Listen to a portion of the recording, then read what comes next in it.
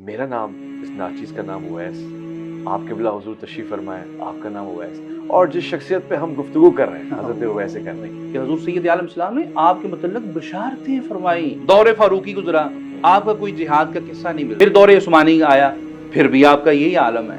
ये कौन सी चीज थी सफीन में जो अवैसे करनी को खींच के, और देखे ना, कहाँ यमन कहाँ कूफा, आपको सफीन में ले गई। तो कहना पड़ेगा कि ये जो कुरान की अल्लाह ने बरमला इरशाद फरमाया ना, वतवासौ बिल हक, कि जो अहले ईमान हैं ये हक का साथ देते हैं। क़यामत तक के मुसलमानों को एक मैसेज दे दिया कि मुझे मुस्तफ़ा ने खैर फरमाया है और अली को हक फरमाया है, अब खैर हमेशा हक की तरफ जाती है, इसलिए सफीन में मैं हक के साथ हूँ। कि हज़रत ओवैसे करनी रज़ी अल्लाह तआला अन्हु को हुज़ूर की कचहरी नसीब थी। अल्लाह, ज़ाहिरन तो ये हुज़ूर की बारगाह में नहीं, हाज़िरी ना होने के बावजूद भी हुज़ूर के खदो-खाल को जानना, ये इस चीज़ की अलामत है कि वो आपको रूहानी तौर पे हुज़ूर सैयद आलम इस्लाम की कचहरी नसीब थी। दूर हो मगर हैं तो हुजूर, रिश्ता तो वही होना चाहिए। नहीं, आज हम वही मोहब्बत कायम कर सकते हैं, नहीं कर सकते? मतलब मिसले उवैस करनी हो सकते हैं हम लोग आज? अल्लाहु अकबर। जी, उनकी मोहब्बत और उनके इश्क के खैरात के कतरे तो मिल सकते हैं, वाह वाह, लेकिन ओवैस एक थे, हाय ओवैस एक हैं। यानी कि देखिए ना, जिनके मतलब हुज़ूर सैयद आलम इस्लाम फरमा रहे हैं कि ताबईन में उन जैसा कोई ना हो, तो उनके बाद में कोई कैसे कैसे हो सकता है? अल्लाहु अकबर, अल्लाहु अकबर।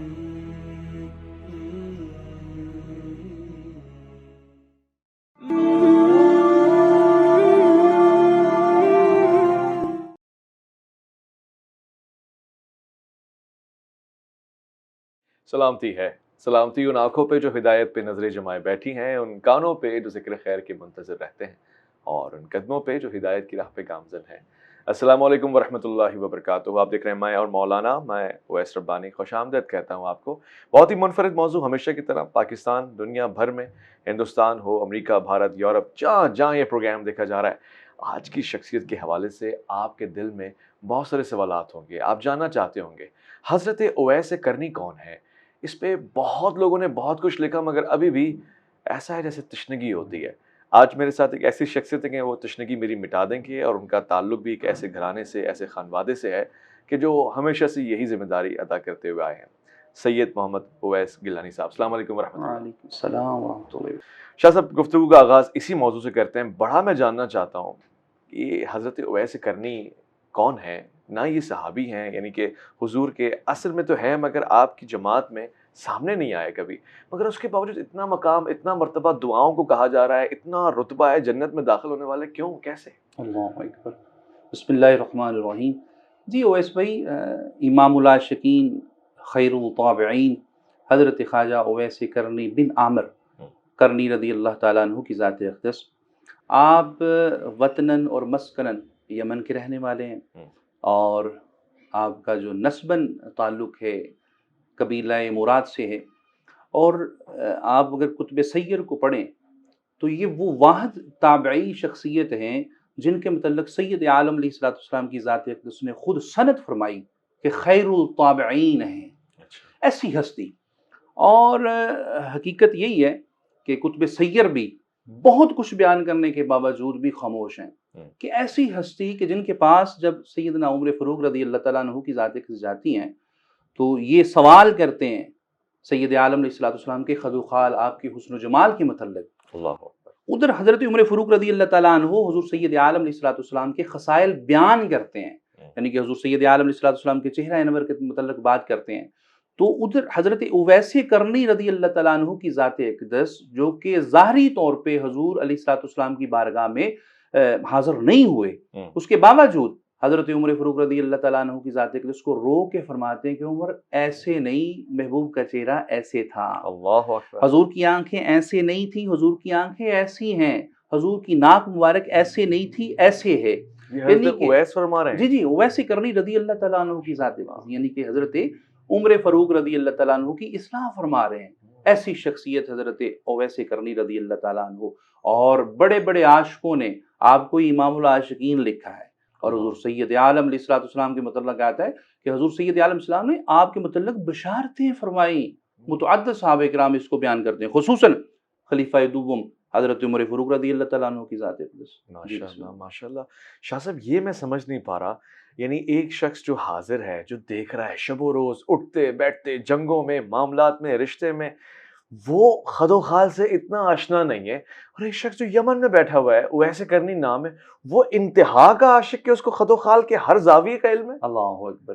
اس کے متعلق بھی صالحین کا واضح فرامین ہے اس کے متعلق کہ حضرت اویس کرنی رضی اللہ تعالیٰ عنہ کو حضور کی کچہری نصیب تھی۔ اللہ اکبر۔ ظاہراً تو یہ حضور کی بارگاہ میں نہیں گئے، اور جب گئے ماں کے حکم کے پسے پر آپ جب حاضر ہوئے تو، لیکن حاضری نہ ہونے کے باوجود بھی حضور کے خد و خال کو جاننا یہ اس چیز کی علامت ہے کہ وہ آپ کو روحانی طور پہ حضور سید عالم اسلام کی کچہری نصیب تھی۔ اللہ اکبر، یہ بڑا مقام ہے شاہ صاحب۔ یہ آج کے لوگوں کے لیے ایک مثال نہیں ہے کہ دور ہوں مگر ہیں تو حضور، رشتہ تو وہی ہونا چاہیے، یعنی آج ہم وہی محبت قائم کر سکتے ہیں نہیں کر سکتے؟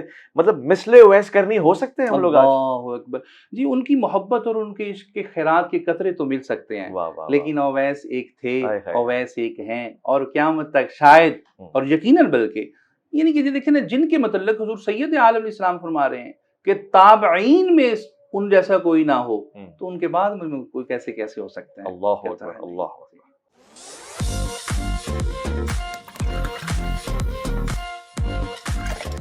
سر فارا پہ کیا دین کو کامل تو نے، ایک اشارے میں لیے ہزاروں کے دل تو نے، پھونک دی گرمی رخسار سے محفل تو نے۔ میرا نام، اس ناچیز کا نام اویس، آپ قبلہ حضور تشریف فرمائے، آپ کا نام اویس، اور جس شخصیت پہ ہم گفتگو کر رہے ہیں حضرت اویس کرنی، اب اتنی محبت اور اتنی مودت فضا میں پھیلی ہوئی ہے، میں جاننا چاہتا ہوں کہ یہ صحیح اسناد سے ثابت ہے، اور یہ واقعہ کس طرح سے ہے کہ حضور سید والا جان دو عالم محمد مصطفیٰ صلی اللہ علیہ وسلم اپنے اصحاب میں سے کن کو کہہ رہے ہیں کہ جاؤ اویس سے دعا لے لو، اس کی زیارت کر لو، اس کو دیکھ لو؟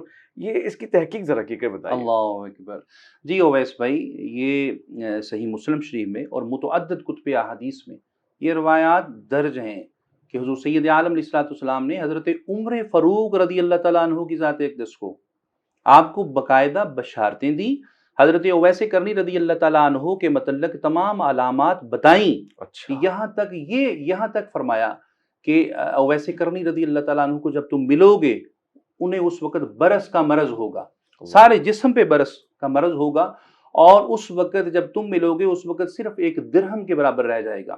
ان کی والدہ حیات ہوں گی اور وہ اپنی والدہ کا بڑا خدمت گزار ہے، اور یہاں تک آپ سید عالم علیہ السلام نے ارشاد فرمایا کہ اویس کرنی وہ ہے کہ جب وہ اللہ کی قسم کھاتا ہے، یعنی کہ اپنے قول اور فعل کو خوب نبھاتا ہے، اور حضور سید عالم علیہ السلام نے ارشاد فرمایا کہ اے عمر، جب تم اویس کرنی سے ملو تو اپنے لیے بخشش کی دعا کروانا۔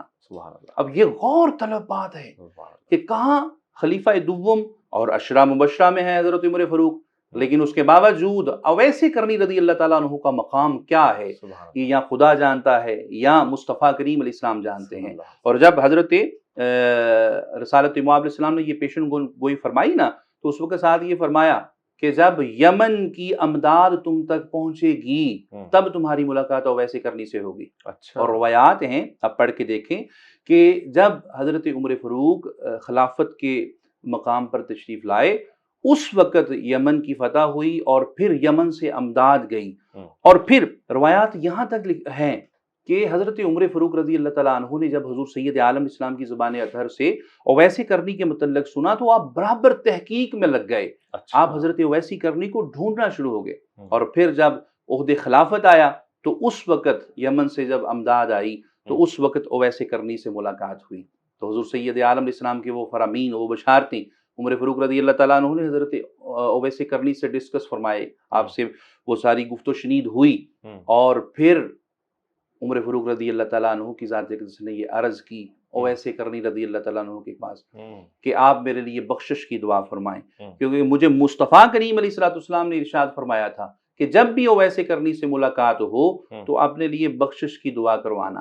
تو پھر حضرت اویس کرنی رضی اللہ تعالیٰ عنہ کی ذات اقدس نے حضرت عمر فاروق کے لیے بخشش و مغفرت کی دعا فرمائی، اور پھر جب انہوں نے اجازت طلب کی نا تو حضرت عمر فاروق رضی اللہ تعالیٰ عنہ نے پوچھا کہ آپ اب کہاں کا قصد رکھتے ہیں؟ یہ اب خلافت عمر فاروق ہے، پوچھا اویس کرنی سے آپ کہاں کا قصد رکھتے ہیں، کہاں جانا چاہتے ہیں؟ تو حضرت اویس کرنی رضی اللہ تعالیٰ عنہ کی ذات اقدس نے ارشاد فرمایا کہ میں اس وقت کوفہ جانا چاہتا ہوں۔ اچھا، اب یہ جو بات اور یہ حضرت اویس کرنی کا قصد ابھی امیر کائنات علی ابن ابی طالب علیہ السلام مقام خلافت پہ آئے نہیں ہیں، اب دور فاروقی ہے، ابھی سے حضرت اویس کرنی سفین کی تیاری کرنا شروع کر گئے۔ ہائے ہائے ہائے ہائے، واہ واہ واہ۔ عمر فاروق نے پوچھا کہ آپ کہاں جانا چاہ رہے ہیں؟ کہا میں کوفہ کی طرف جانا چاہتا ہوں۔ کہا اچھا رکیے، میں جو گورنر کوفہ ہے نا اس کو اطلاع کرتا ہوں اور آپ کے متعلق ساری میں اسے معلومات دیتا ہوں۔ تو ویسے کرنی نے فرمایا کہ اے عمر اس چیز کی مجھے حاجت نہیں ہے، میں جس لیے جانا چاہتا ہوں میں جانتا ہوں میرا خدا جانتا ہے۔ اللہ اکبر، اللہ اکبر، ماشاءاللہ۔ آپ کی شہادت کیسے ہوئی؟ حضرت اویس کرنی کا واقعہ یہاں تک تو بیان ہوتا ہے مگر اس سے آگے کوئی نہیں بتاتا کہ آپ کہاں پائے گئے، آخری ایام میں کہاں تھے اور وہ وقت شہادت کہاں تھا؟ اللہ اکبر۔ جی اویس بھائی یہ موسٹ امپورٹنٹ سوال ہے۔ یہ دور فاروقی سے ہی آپ کوفہ کی طرف کوچ کر گئے جی، اور میری ایک اپنی سٹڈی ہے، میں نے یہ دیکھا ہے کہ ائمہ اہل بیت علیہم السلام کے ساتھ جن شخصیات نے اپنے آپ کو منسلک کیا ہے وہ تمام تر شخصیات شروع دن سے ہی جس شخصیت کے حصے میں تھی وہ اس کے لیے تیاری میں رہتے تھے۔ اچھا، اسی طرح حضرت اویس کرنی رضی اللہ تعالیٰ عنہ کی ذات اقدس دور فاروقی میں کوفہ تشریف لے گئے اور یقیناً میرا یہ وجدان کہتا ہے کہ آپ امیر کائنات علیہ السلام کی آمد کے انتظار میں لگ گئے، اور پھر روایات ہیں، تاریخ لکھتی ہے، کتب سیر میں یہ درج ہے کہ حضرت اویس کرنی رضی اللہ تعالیٰ عنہ مقام صفین پر حضرت امام علی علیہ السلام کی ذات اقدس کی طرف سے لڑتے ہوئے صفین میں جام شہادت نوش کیا۔ اللہ اکبر۔ اور یہ روایت ہے کہ حضرت اویس کرنی رضی اللہ تعالیٰ عنہ کی ذات اقدس کو ساری زندگی آپ جہاد سے بہت محبت کرتے تھے، اچھا، اور ساری زندگی آپ کی یہ خواہش تھی کہ اللہ رب العزت مجھے شہادت کی موت عطا فرمائے۔ اب غور طلب بات ہے کہ دور صدیقی گزرا، آپ کا کوئی جہاد کا قصہ نہیں ملتا، دور فاروقی گزرا، آپ کا کوئی جہاد کا قصہ نہیں ملتا، آپ زہد و تقوی میں لگے رہے، آپ ساری عبادات میں نوافل میں مصروف رہے۔ پھر دور عثمانی آیا، پھر بھی آپ کا یہی عالم ہے۔ یہ کون سی چیز تھی صفین میں جو اویس کرنی کو کھینچ کے، اور دیکھیں نا کہاں یمن کہاں کوفہ، اور کھینچ کے آپ کو صفین میں لے گئی؟ تو کہنا پڑے گا کہ یہ جو قرآن کی جو بار بار اللہ نے برملا ارشاد فرمایا نا وَتَوَاصَوْا بِالْحَقِّ، کہ جو اہل ایمان ہیں یہ حق کا ساتھ دیتے ہیں۔ اور پھر اویس بھائی صرف یہی نہیں کہ حق کا ساتھ دیتے ہیں، یہ جو اہل تصوف ہیں، جو صالحین ہیں، وہ صرف یہی نہیں، اور قرآن کی آیت میں عرض کرتا چلوں سورہ بقرہ میں وَلَا تَلْبِسُوا الْحَقَّ بِالْبَاطِلِ وَتَكْتُمُوا الْحَقَّ وَأَنْتُمْ تَعْلَمُونَ۔ جو اہل ایمان ہیں، جو صالحین ہیں، ان کا طریقہ صرف یہ نہیں کہ حق کا ساتھ دیتے ہیں، بلکہ وہ حق اور باطل کو جدا جدا کرتے ہیں، فرقان بن جاتے ہیں۔ جی یہی کیا حضرت اویس کرنی رضی اللہ تعالیٰ عنہ نے صفین میں۔ اچھا، کیونکہ حضرت اویس کرنی رضی اللہ تعالیٰ عنہ کی وہ سند خیر التابعین والی ہے حضور سید عالم علیہ السلام کی زبان اطہر سے۔ یہاں صفین میں آپ کا جو جسم اطہر ہے، آپ کا جو وجود اطہر ہے، قیامت تک کے انسانوں کے لیے ایک میسج تھا کہ خیر التابعین ہے، یہ ہمیشہ خیر کے ساتھ ہوگا، شر کے ساتھ نہیں ہوگا۔ سبحان اللہ، سبحان اللہ۔ لہٰذا حضرت اویس کرنی رضی اللہ تعالیٰ عنہ نے قیامت تک کے مسلمانوں کو ایک میسج دے دیا کہ مجھے مصطفیٰ نے خیر فرمایا ہے اور علی کو حق فرمایا ہے، اب خیر ہمیشہ حق کی طرف جاتی ہے، اس لیے صفین میں حق کے ساتھ ہوں۔ اور پھر آپ کو جام شہادت اللہ تعالیٰ نے عطا فرمایا، اور امیر کائنات علی ابن ابی طالب علیہ السلام کی معیت میں پھر جو شہادت ہوگی اس کا مقام و مرتبہ کیا ہوگا؟ اچھا، یہ تو طے ہے نا شاہ صاحب کہ جو آپ کا قاتل ہے وہ تو جہنم میں ہی جائے گا، چاہے کوئی بھی ہے۔ یہ تو نہیں ہو سکتا کہ قاتل بھی شہید ہو جائے اور مقتول بھی شہید ہو جائے، دونوں ہی جنتی ہو جائے۔ جی قطعاً نہیں، قطعاً نہیں۔ یہ دیکھیں نا، وہ میں پہلے جو عرض کر چکا وَلَا تَلْبِسُوا الْحَقَّ بِالْبَاطِلِ وَتَكْتُمُوا الْحَقَّ، یہ جو اہم ہے، اور آج کے دور میں بھی یہ ہو رہا ہے۔ بڑے بڑے عاشق اہل بیت، عاشق رسول، عاشق مصطفیٰ، عاشق مدینہ، بڑے بڑے اپنے آپ کو نام دینے والے، لیکن جب یہاں اس جگہ پہ پہنچتے ہیں پھر یہ غلطی کرتے ہیں، اور یہ آج کے دور کا فقدان ہے۔ بہت سارے لوگوں کا یہ ہے کہ وہ چاہ رہے ہیں کہ قاتل بھی ثابت کریں کہ وہ بھی حق پر تھا، ہوئے ہوئے ہوئے مقتول بھی حق پر تھا، ہاں ادھر والے بھی حق پر تھے، ادھر ہاں والے بھی حق پر تھے، لیکن اویس کرنی نے یقین کریں ہاں یہ ثابت کر دیا کہ حق صرف علی کے ساتھ تھا۔ الحق مال علی اللہ والعلی مال علی۔ اکبر۔ بہت خوبصورت۔ اچھا آخری سوال اور بہت ہی مختصر، سننے میں آیا ہے کہ حضرت اویس کرنی کے بہت سارے روضے ہیں، اصل جائے شہادت تو صفین والی ہوئی، تو آپ کے مزار اقدس بہت سارے بنے ہوئے ہیں، ایسا بھی ہوتا ہے بعض اگر کسی کا اعزازی مزار یا قبر بنا دی جاتی ہے، اس میں کیا حقیقت ہے؟ جی اس میں بھی ہے، مفسرین نے لکھا ہوا ہے، محدثین بھی لکھتے ہیں، لیکن ایکچوئل جو آپ کی جائے شہادت ہے وہی آپ کا جائے مدفن ہے، اچھا یعنی رقام ہے، اچھا مقام صفین پر آپ کی شہادت ہوئی، اور وہیں پر، اور یہ بھی ذہن میں رکھیں باقاعدہ جو حضرت اویس کرنی رضی اللہ تعالیٰ عنہ کی جو تدفین ہوئی اور جنازے کا معاملہ سارا امیر کائنات علی ابن ابی طالب علیہ السلام ہائے کے ہائے، معیت میں ہوا، خوش قسمتی ہے، جی خوش قسمتی الحمدللہ، یقین ہے، بہت شکریہ شاہ صاحب، جزاک اللہ خیر۔ بارک اللہ فیک۔